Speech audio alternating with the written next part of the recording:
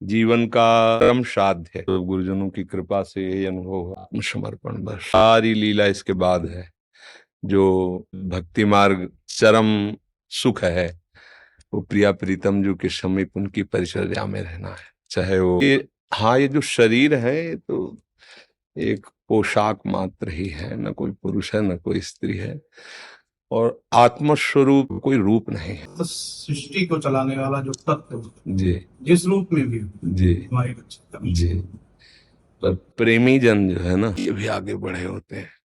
वो जिस रूप में नहीं है इस रूप में ही मुझे चाहिए। वो अपनी रक्षा के लिए कह रहे हैं, यहाँ दुलार की रक्षा और दुलार में बड़ा आर्त से अपने बचाव पक्ष में है, और ये अपने को भूल करके उनके दुलार श्री कृष्ण के एक आलिंगन के लिए महान प्रेम की मूर्ति गोपीजन आकांक्षा करते हैं। उन्हीं श्री कृष्ण ने जब ये देखा कि हमारी प्रियाजू की ये निज दासी इस प्रकार से उस सखी को सुख दे रहे हैं, प्रभु का हृदय से लगा लेना, प्रभु का अधरामृत देना, ये बड़े बड़े महापुरुष गोपीजनों की चरण धूल की इसीलिए वंदना की कि जो बड़े बड़े मुनियों के ध्यान का विषय है वो तुम्हारे आलिंगन का विषय। कहीं स्व सुख है ही नहीं किंचन मात्र।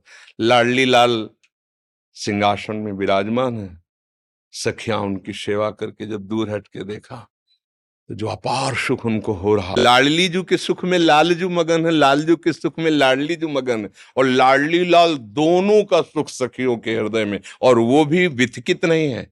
जैसे लालजू महाराज है, प्यारी जू मंद मुस्कुरा करके, और जब प्रेम दृष्टि से लालजू को देखती, जिन्होंने तिरछी चितवन से मुस्कुराकर लालजू की तरफ देख लिया, तो कौन लालजू जो मुस्कुरा दे तो कोटि काम मूर्छित हो जाए।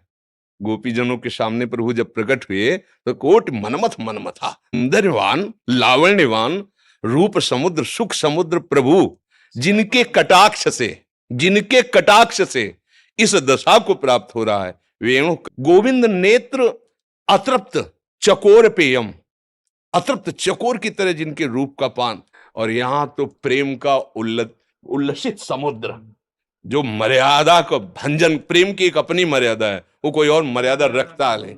ऐसे हमारे लालजू श्री लाडलीजू के प्रेम में विवश, और लाडलीजू ही लालजू के नाम का स्वाद लेती है तो अश्रु प्रवाह हो जाता है, और लालजू के रूप को देखती है तो लता चमत्कृत हो जाए। ऐसे ऐसे दोनों प्रेम स्वरूपों को सखियां सेवन करती हैं, पर न बेहोश होती है, मतलब न तो मूर्छित होती है, और न प्रेम विवशता से कोई अंग स्तंभित होता है।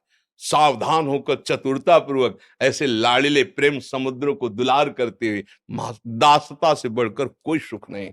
रूप तो लालजू का ऐसा है कि परमहंस शिरोमणि सुखदेव जी महाराज और उनके गुरु श्री जनक जी महाराज ऐसे तो हमारे हरि का रूप है, और जो कहीं उस रूपानंद की सेवानंद में मगन हो गए फिर क्या होगा। हाँ, तो ये हम दासों का पता नहीं कैसे श्री लाडली लाल ने अनुग्रह किया कि कहां से कैसे इस तिनके को पहुंचा दिया।